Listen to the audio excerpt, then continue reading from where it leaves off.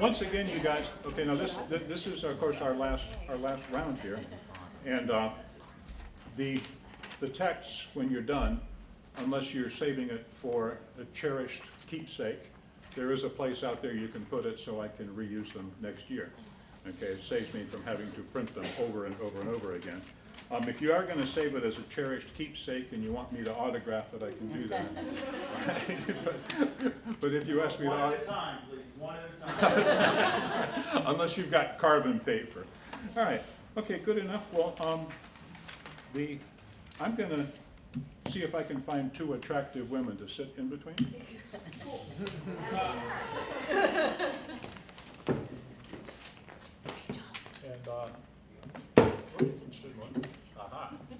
Okay, Larry, you're up. Just to give you guys a cue, in case you don't understand, saucy chips. What? Saucy chips. You're good. I'm Larry Evans, and I'm reading Sonnet 128. Okay.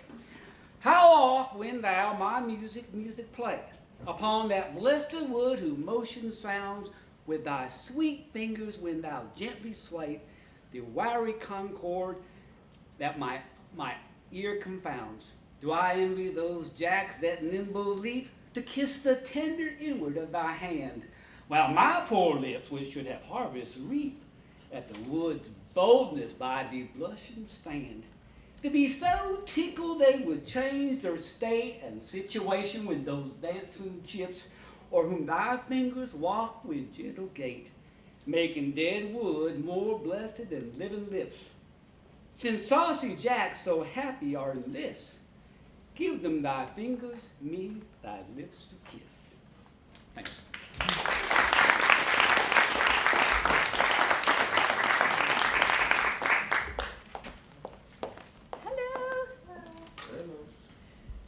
My name is Sin McGregor. I'm doing Sonnet 129. I agree with the other readers who were saying that Shakespeare is a little confused, maybe, I don't know. I think maybe tricky is a good word, and I think there's another word that he also, I think, is a little too tricky as well, another four-letter word. Yeah. The expensive spirit in a waste of shame is lust in action, until action lust is perjured, murderous, bloody, full of blame, savage, extreme, rude, cruel, and not to trust. Enjoyed no sooner, but despised straight. Past reason hunted, no sooner had, past reason hated, as a swallowed bait. On purpose, laid to make the taker mad. Having, and in quest to have extreme, a blissome proof, and proved a very woe. Before, a joy, proposed, behind a dream. All the world well knows, yet none knows well, to shun the heaven that leads men to this hell.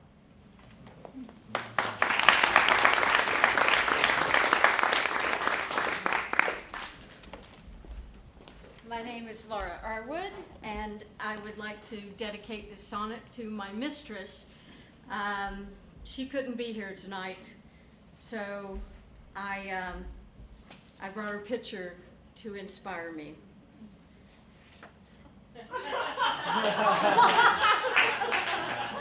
My mistress' eyes are nothing like the sun.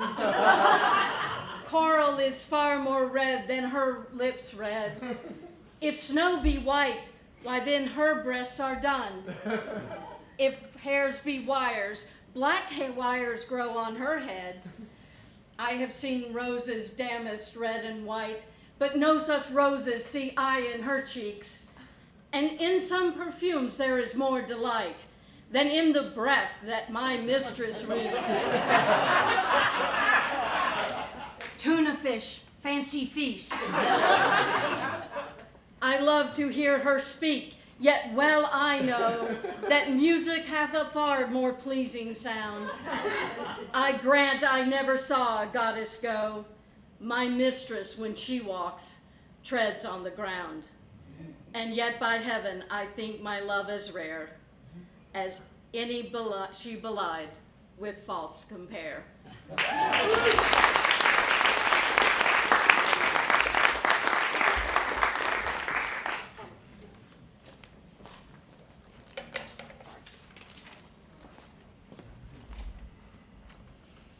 Christopher Blackwell, 131.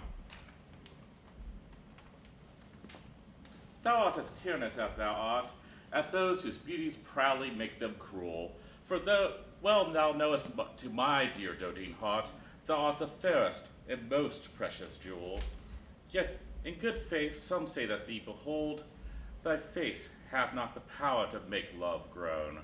To say they err, I dare not be so bold, although I swear it to myself alone. And to be sure that it's not false, I swear, 1,000 groans, but thinking on thy face, one on another's neck do witness bear. Thy black is fairest in my judgment's place. Nothing art thou black, save in thy deeds. And thence this slander, as I think, proceeds.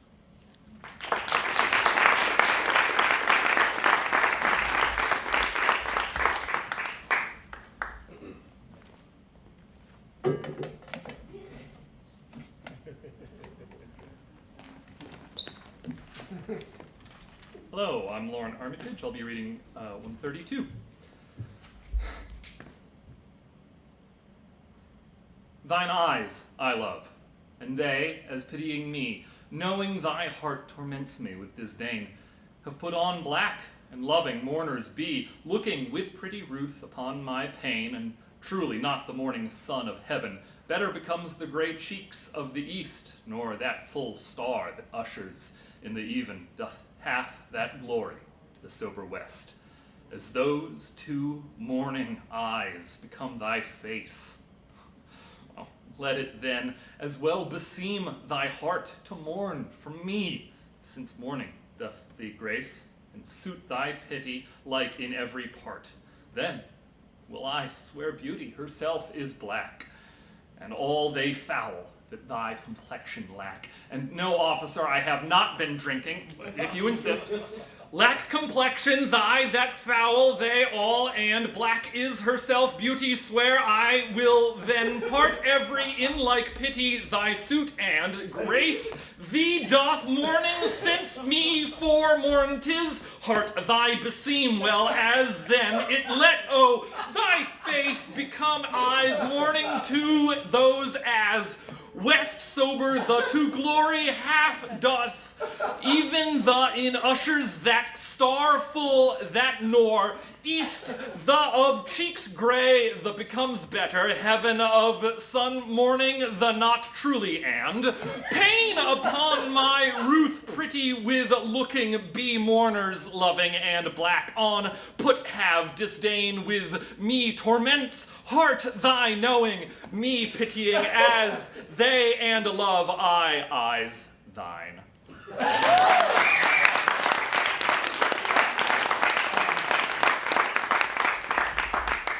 He never tells me what he's going to do before he does it. I was just wondering that. Nope, I asked him on the way. I said, what are you going to do this time? He's like, I don't know.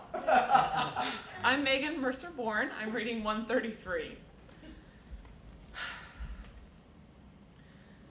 Beshrew that heart that makes my heart to groan.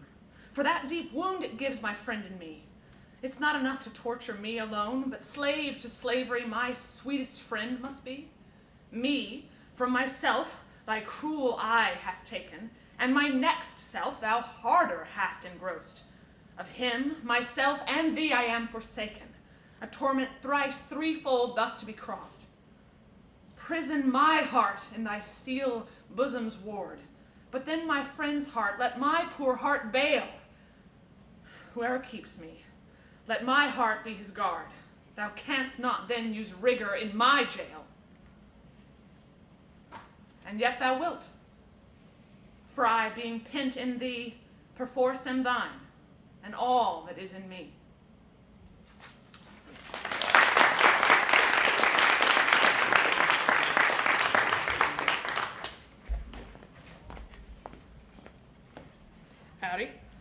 Alex McInturf. I'll be reading 134. Really quick preface. My grandfather passed away 3 years ago this month, and it was very sudden. I didn't get to say goodbye to him. And I found out later that he was actually a big fan of Shakespeare. We never really get to talk about it, but I would like to dedicate this to him, despite the fact it is so angsty. So I'd like to think he's getting a bit of a kick out of it. So, now I have confessed that he is thine, and I myself am mortgaged to thy will. Myself I'll forfeit, so that other mine thou wilt restore to be my comfort still. But thou wilt not, nor will he be free, for thou art covetous, and he is kind. He learned but surety-like to write for me, under that bond that him is fast doth bind. The statute of thy beauty thou wilt take, thou usurper, pushed forth all to use, and sue a friend came debtor for my sake. For him I lose through my unkind abuse. Him I have lost. Thou hast both him and me. He pays the whole, and yet I'm not free.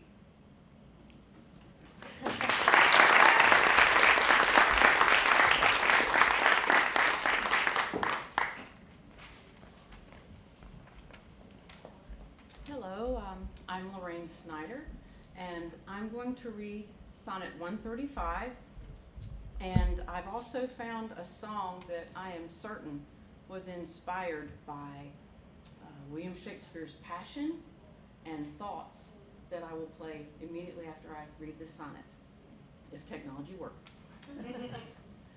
Whoever hath her wish, thou hast thy will, and will to boot, and will in overplus, more than enough am I that vex thee still, to thy sweet will making addition thus? Wilt thou, whose will is large and spacious, not once vouchsafe to hide my will in thine? Shall will in others seem right gracious, and in my will no fair acceptance shine? The sea all water, yet receives rain still, and in abundance addeth to his store. So thou being rich in will, add to thy will one will of mine, to make thy large will more. Let no unkind, no fair beseechers kill, think all but one, and me in that one will.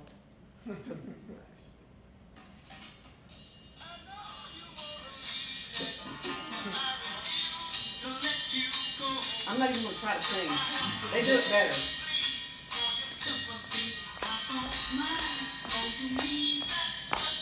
He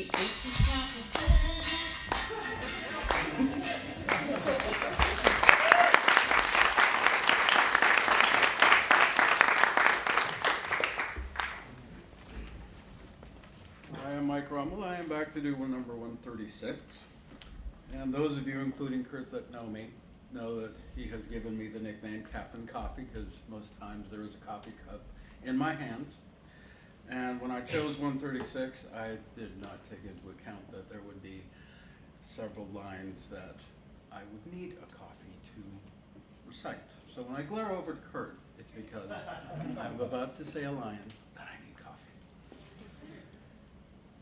If thy soul check thee, that I come so near, swear to thy blind soul that I was thy will, and will thy soul knows is admitted there. Thus far for love, my love suit sweet fulfill. Will fulfill the treasure of thy love. I fill it full with wills, and my will one. In things of great receipt with ease we prove, among a number one is reckoned none. Then in the number let me pass untold, though in thy stores account I one must be. For nothing hold me, so it please thee hold, that nothing me, a sweet something, a something sweet to thee. Make but my name thy love, and love that still, and when thou lovest me, for my name is Will. Thank you.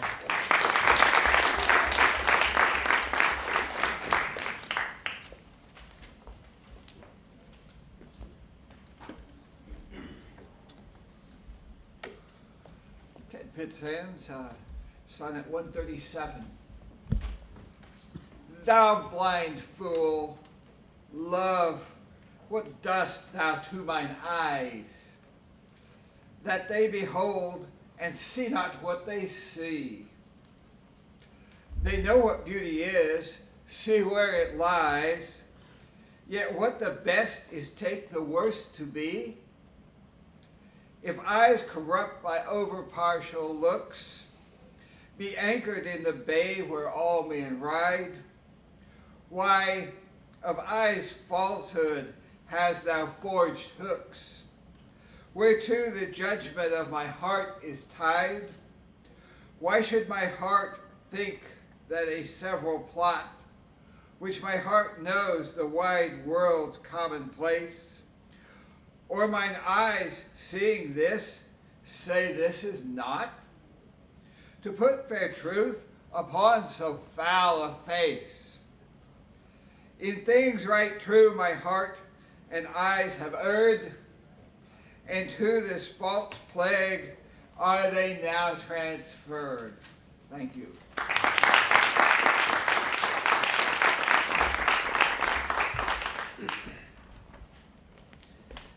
Hello, I'm Brooke North, and this is 138. One of my favorites. When my love swears that she is made of truth, I do believe her, though I know she lies. That she might think me some untutored youth, unlearned in the world's false subtleties, thus vainly thinking that she thinks me young, although she knows my days are past the best. Simply I credit her false-speaking tongue. On both sides, thus, is simple truth suppressed. But wherefore says she not that she is unjust? And wherefore say not I that I am old? Oh, love's best habit is in seeming trust, and age in love loves not to have years told. Therefore, I lie with her, and she with me, and in our faults, by lies we flattered be.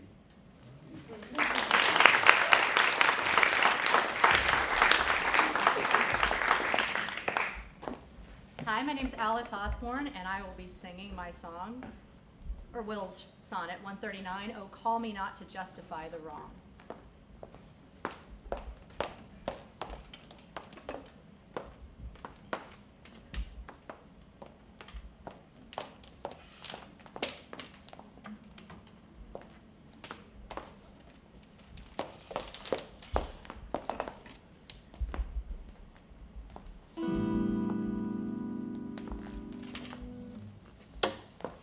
And I won 3rd place in the Carolina Woman magazine contest.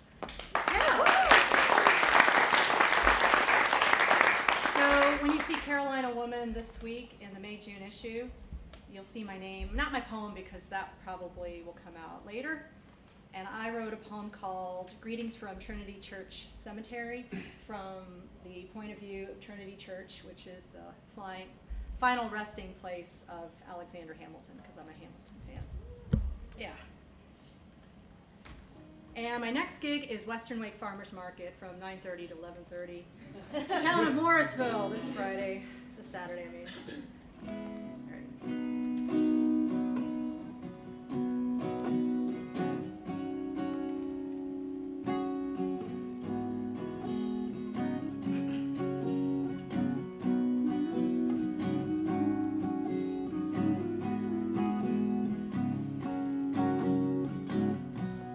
Call me not to justify the wrong. Thy unkindness lays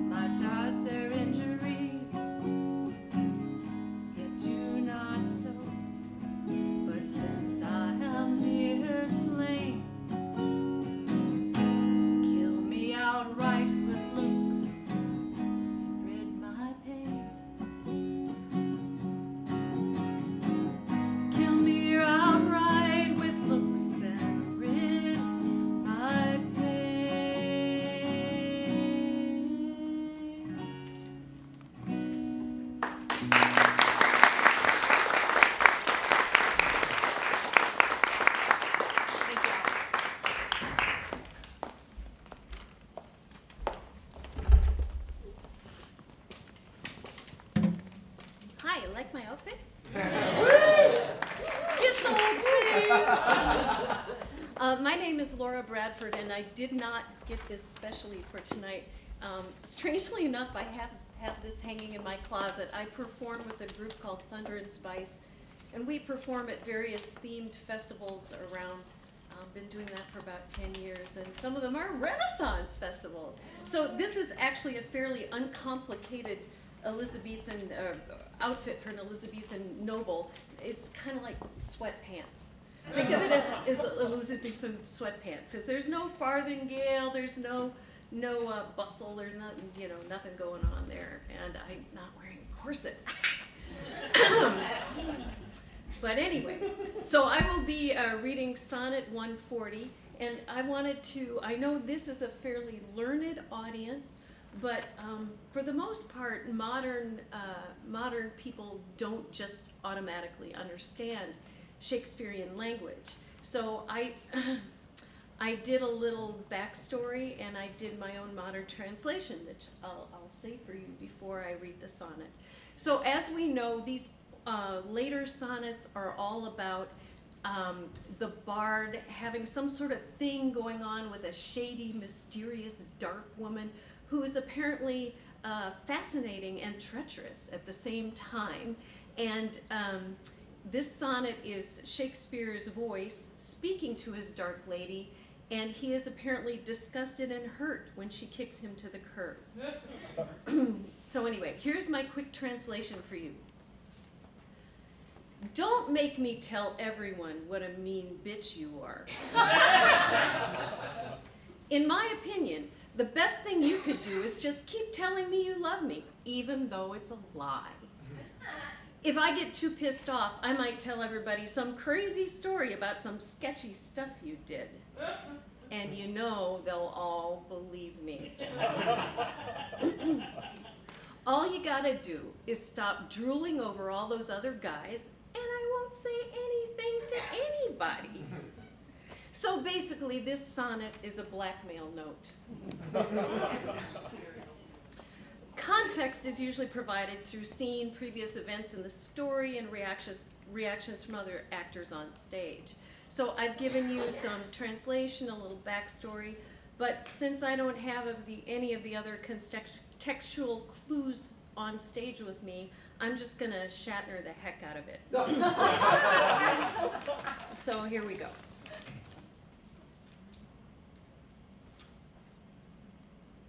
Be wise, as thou art cruel.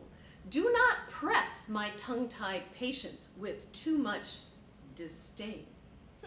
Lest sorrow lend me words, and words express the manner of my pity-wanting pain. If I might teach thee wit, better it were, though not to love, yet love to tell me so. As testy sick men, when their deaths be near, no news but health from their physicians know. For if I should despair, I should grow mad, and in my madness might speak ill of thee. Now this ill-resting world is grown so bad, mad slanderers by mad ears believe it be. That I may not be so, nor thou belied. Bear thine eyes straight, though thy proud heart go wide.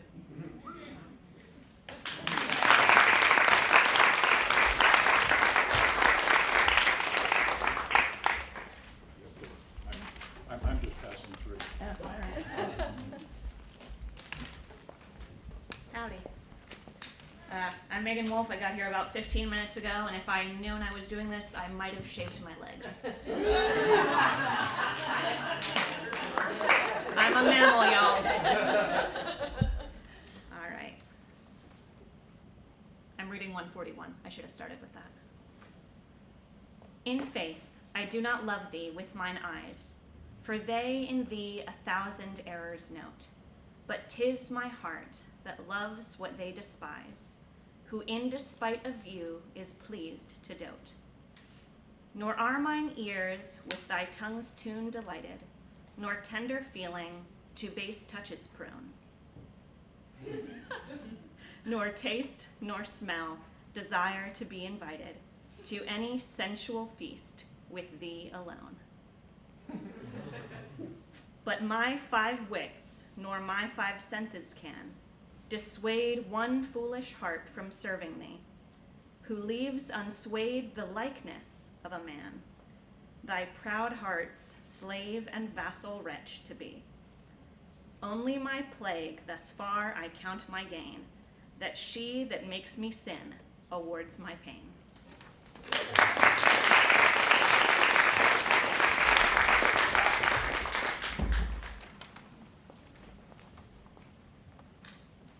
Hi, my name is Susan Alf, and I'm reading 142.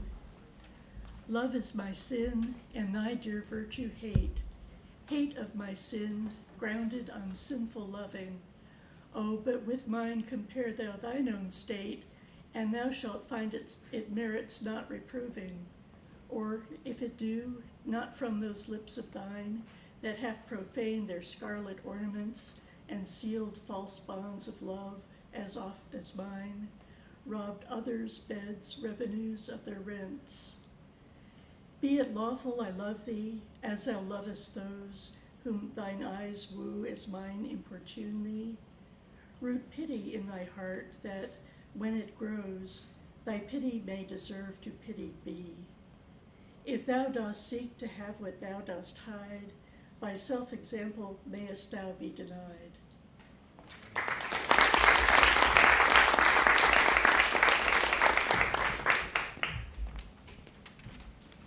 Hi, my name's Ross Thoreau, and this is 143. Lo, as a careful housewife runs to catch one of her feathered creatures broke away, sets down her babe, and makes all swift dispatch in pursuit of the thing she would have stay, whilst her neglected child holds her in chase, cries to catch her, whose busy care is bent to follow that which flies before her face, not prizing were poor infants discontent. So runst thou after that which flies from thee, whilst I, thy babe, chase thee afar behind. But if thou catch thy hope, turn back to me, and play the mother's part, kiss me, be kind.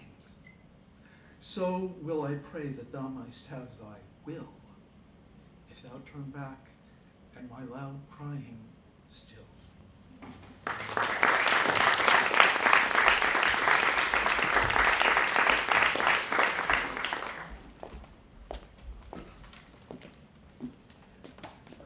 Good evening. My name is John Ivy, and I will be reading Sonnet 144. 2 loves I have of comfort and despair, which like 2 spirits do suggest me still.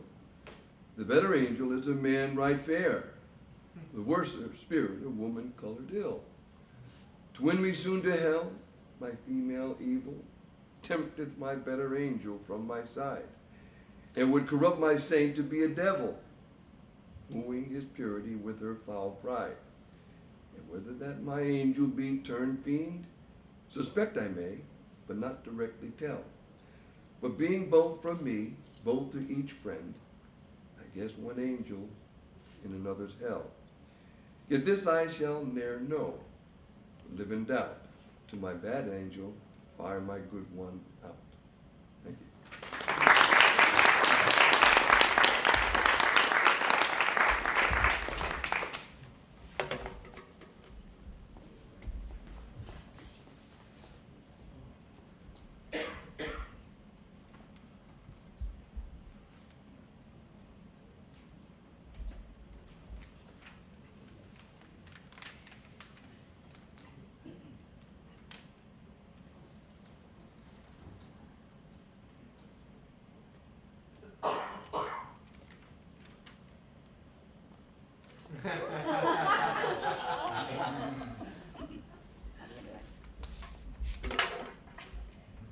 Is this on?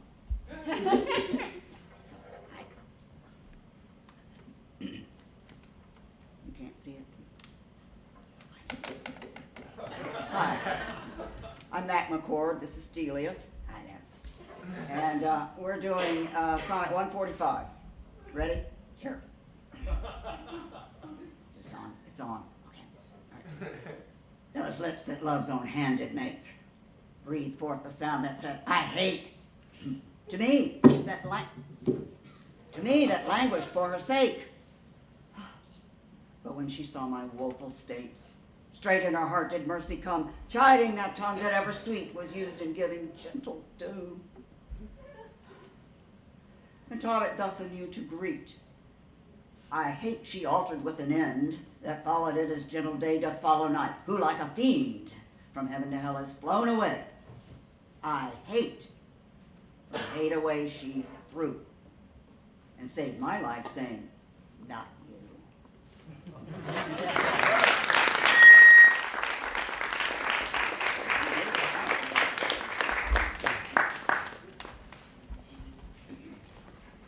Hi, I'm Doug Patterson. This weekend, Cary Playwrights Forum is doing their Play Slam, and I'll be helping them stage manage that. So some of you all might even be in some of those, but that's always a lot of fun if you've never. I got to do it for the first time last year. It was a lot of fun. I'm doing 146, Sonnet 146, more commonly known as the Mueller Report.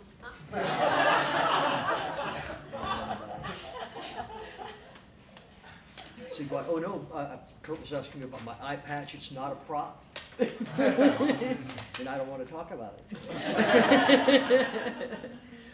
Poor soul, the center of my sinful earth. These rebel powers that thee array, why dost thou pine within and suffer dearth? Painting thy outward walls so costly gay, why so large cost, having so short a lease? Dost thou upon thy fading mansion spend? Shall worms, inheritors of this excess, eat up thy charge? Is this thy body's end? Then, soul, live thou upon thy servant's loss, and let that pine to aggravate thy store. By terms divine and selling hours of dross, within be fed. Without, be rich no more. So shalt thou feed on death that feeds on men, and death once dead, there's no more dying then.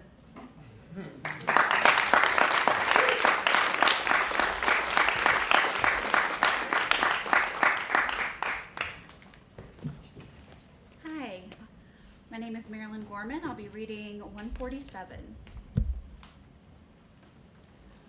My love is as a fever, longing still for that which longer nurseth the disease, feeding on that which doth preserve the ill, the uncertain sickly appetite to please.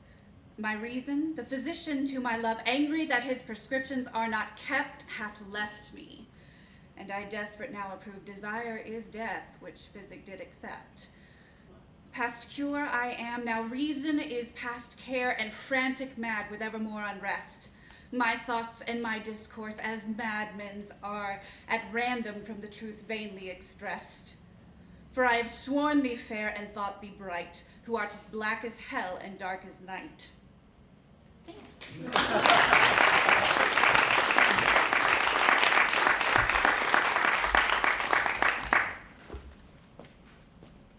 Well, that's my daughter, and you've heard the best Shakespearean in the family. My name is Roll Gorman, and I don't know why Kurt called and asked me to do this. Because the last time I read Shakespeare aloud was in high school as a junior in lit class. So it's weird though. This week I am going from the sublime to the ridiculous, starting off with the Bard today. By weekend I will be doing live sound effects for the staged reading of a play that Brooke is starring with called Birds of a Feather at TIP in Sunday afternoon, where I will be portraying, among other things in sound effects land, 2 demented squirrels.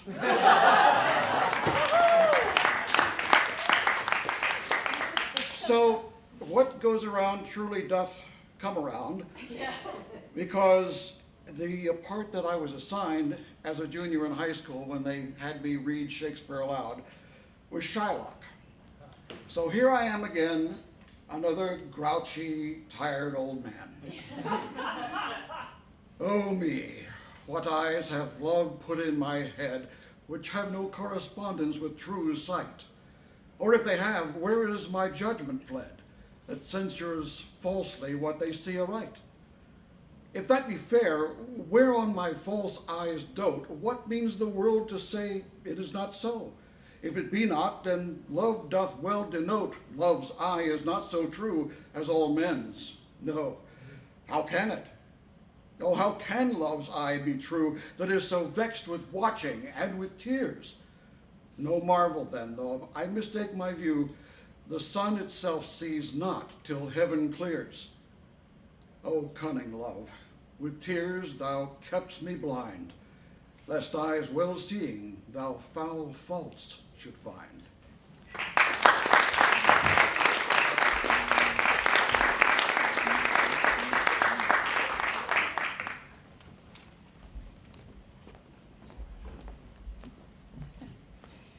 And I'm the third Gorman, Lisa Gorman. And I swore off Shakespeare back in high school, so I'm stepping out. I'm Lisa Gorman, and this is Sonnet 149. Canst thou, O cruel, say I love thee not, when I against myself with thee partake? Do I not think on thee when I forgot, am of myself all tyrant for thy sake? Who hateth thee that I do call my friend? On whom frownest thou that I do fawn? Nay, if thou lorest o'er me, do I not spend revenge upon myself with present moan? What merit do I in myself respect, that is so proud thy service to despise? When all my best doth worship thy defect, commanded by the motion of thine eyes. But love, hate on, for now I know thy mind. For those that can see thou lovest, and I am blind.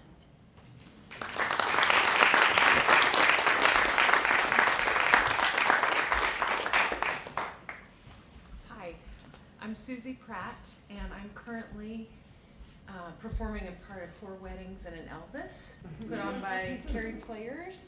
Laura is Sandy, our wedding chapel proprietor, and Robbie is Elvis. John, another wedding chapel proprietor. And I'm playing Fiona, who is not anything like me, and yet I find a lot in common with her. She's an ex-con from New Jersey. And I thought that it would be fun if Fiona read you Sonnet 150.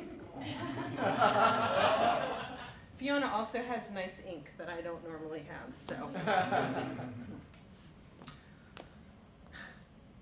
Oh, what power hast thou, this powerful might, with insufficiency my heart to sway, to make me give the lie to my true sight, and swear that brightness doth not grace the day? Whence hast thou this becoming of things ill, that in the very refuse of thy deeds there is such strength and warrantous of skill, that in my mind thy best, all thy worst, all best exceeds? Who taught thee how to make me love thee more, the more I hear and see just cause of hate? Oh, though I love what others do abhor, with others thou shouldst not abhor my state.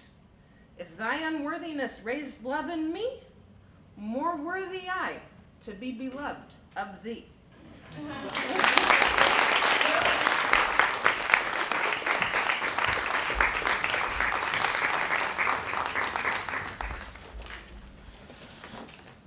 Are you going to play the piano for me? Nope. Okay. You have any other questions? Are you going to let me read my sonnet? Yeah. But My apologies. but I don't. I misunderstood the whole. That's why that seat is empty. My bad. No, I'm just getting ready for the next reader. I apologize. Okay, but so you. Oh, but you. Yeah, that would be bad, wouldn't it? Boy, am I embarrassed. Everybody thought I knew what I was doing until now. Okay, well, see, Kurt, you gotta get a union card. I thought he was setting it up because he wanted me to show my good side. That's all I could figure. Okay, so this one was claimed by two different people who abandoned it, and I got a text message from somebody about, I don't know, sometime in the middle of the last hour. I got a text message, and I thought, well, okay, I almost got through with keeping them all farmed out to other people, but here I get to do one too. Okay. Love is too young to know what conscience is, yet who knows not conscience is born of love. Then, gentle cheater, urge not my amiss, lest guilty of my faults thy sweet self prove. For thou betraying me, I do betray my nobler part to my gross body's treason. My soul doth tell me, my soul doth tell my body that he may triumph in love. Flesh stays no farther reason, but rising at thy name doth point out thee as his triumphant prize. Proud of this prize he is contented thy poor drudge to be, to stand in thy affairs, fall by thy side. No want of conscience, hold it that I call her love, whose dear love I rise and fall. I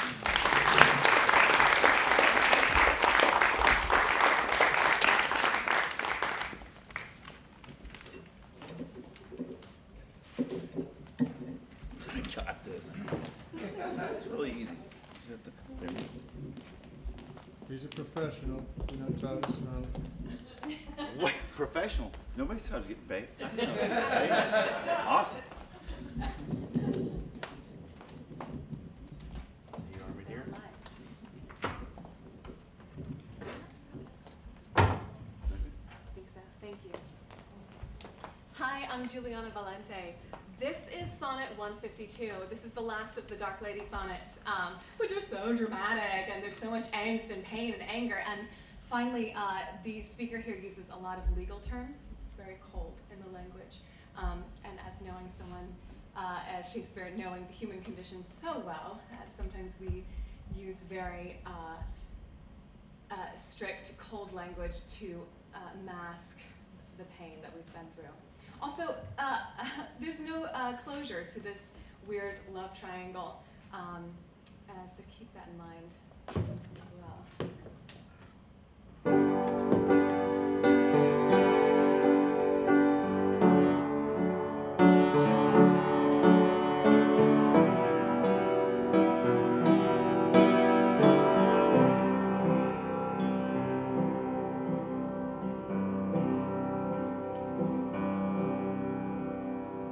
In loving thee, thou knowest I am lost.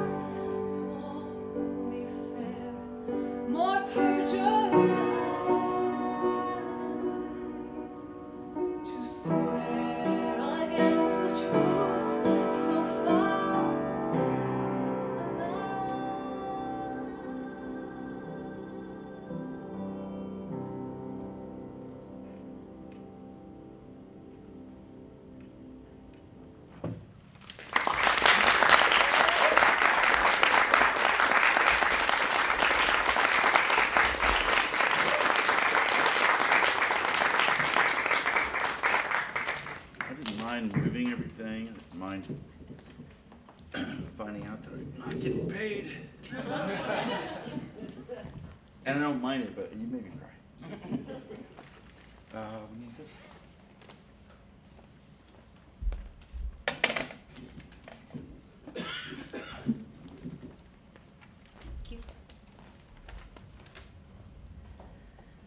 Okay, this is the next to the last one. This is 153. And this might just be Plutarch and Cupid. You could take up residence in a woman's bosom or her face or her eye and influence the way she saw things. Or this might be sort of an in-joke about Sir Walter Raleigh, who they called Water. So that will play into this. And just so you know, STDs did exist in Shakespeare's time. Cupid lay by his brand and fell asleep. A maid of Diane's this advantage found, and his love-kindling fire did quickly steep in a cold valley fountain of that ground, which borrowed from this holy fire of love a dateless, lively heat, still to endure, and drew a seething bath, which yet men prove against strange maladies a sovereign cure. But at my mistress' eyes, love's brand new fired, the boy for trial needs worst touch my breast.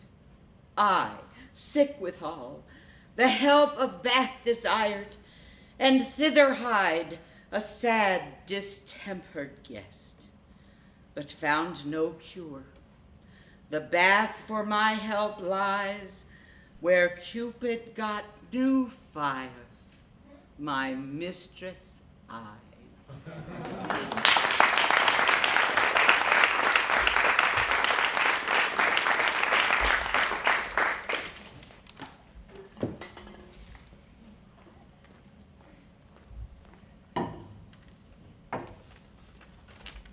I'm John Paul Middlesworth, and I'll be doing the last one, 154. 154 might sound a little familiar. It's basically the same subject matter as what Nan just said.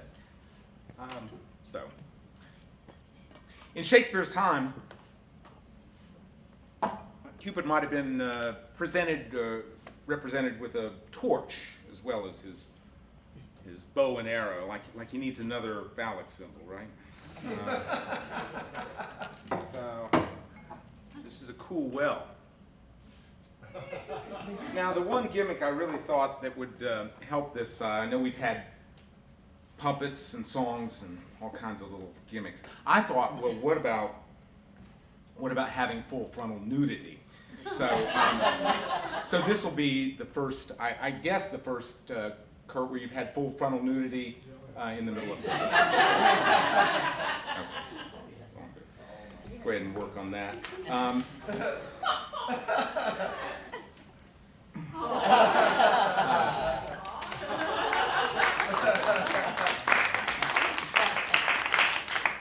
The little love god, lying once asleep, laid by his side his heart-inflaming brand, whilst many nymphs that vowed chaste life to keep came tripping by, but in her maiden hand the fairest votary took up that fire, which many legions of true hearts had warmed. And so the general of hot desire was sleeping by a virgin hand disarmed.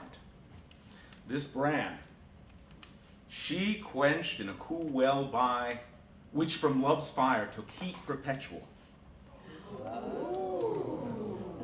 Growing a bath and healthful remedy for men diseased. But I, my mistress thrall, came there for cure, and by this, and this by that I prove, love's fire heats water, water cools not love.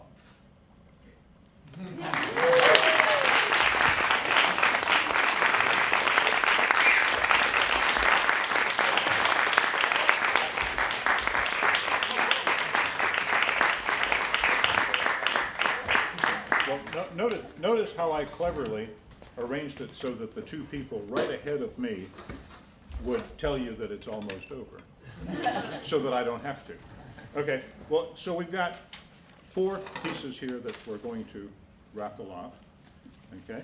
And there's this is a book called Shakespeare in the South, which Lauren procured for us.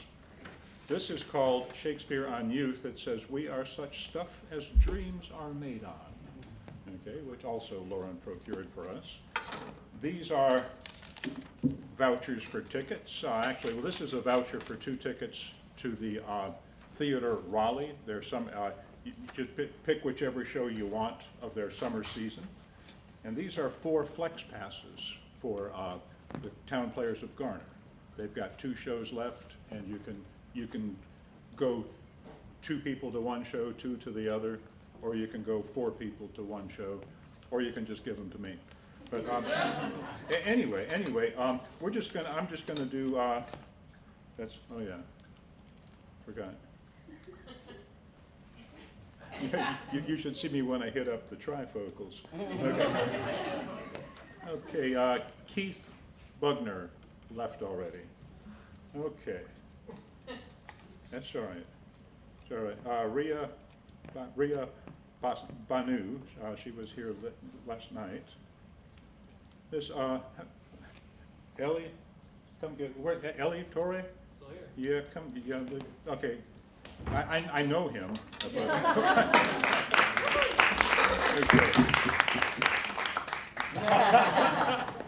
Okay, so you got 2 different books? I'll take another Shakespeare book. That Okay. sounds good. Thank you. All right. He's going to start a library, you guys. All righty. Ted, I'm getting tired of you winning every year. Okay, you got a book, you got a voucher, you got flex passes. What? Take the book. Okay. They do last. They do last longer. Yeah. Thank you. Okay. And this is me. All right. Do not press it. Can't win. Okay, he was here last night. Lori Harris, I think she was here last night also. This is getting boring. I was going to say depressing, but you know. Okay. Oh, Alice Osborne. Yes. Okay. Theater Raleigh, 2 tickets, or Garner Town Players. Thank you. 4. Okay, good enough. Thank you so much. And this is the one that, if the person isn't here, will be mailed to them. Or I might make them come here to pick it up. That's me again. And I review plays, so I don't have to buy tickets. Good morning.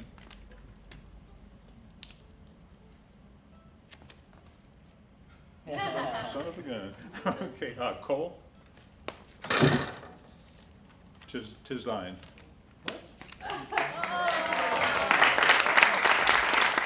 Okay.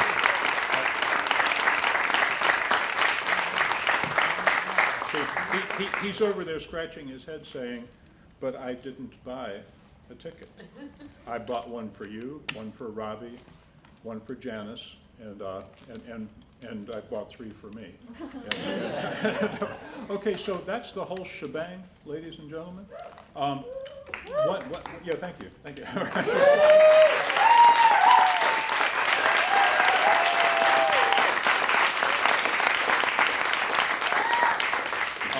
So Roll was saying he didn't know why I wanted him to be in on this, but the first play I was in outside of college was the last meeting of the Knights of the White Magnolia, where I played Rufus Phelps and he played Colonel Kincaid, who had this, "Shut your mouth, Kincaid!"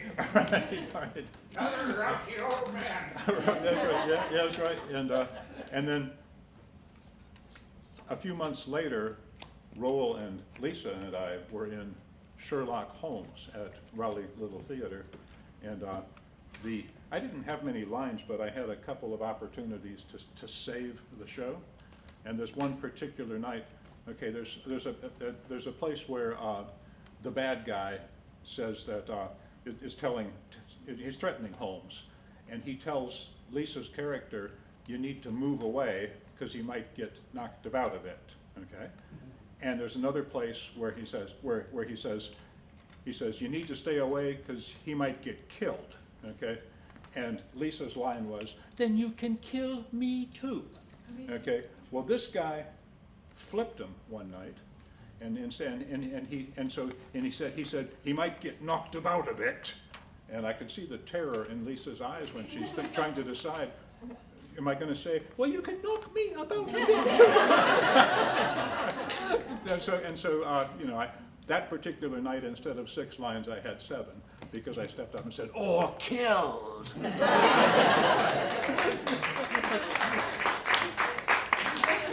Okay, well, anyway, thank you all for coming again.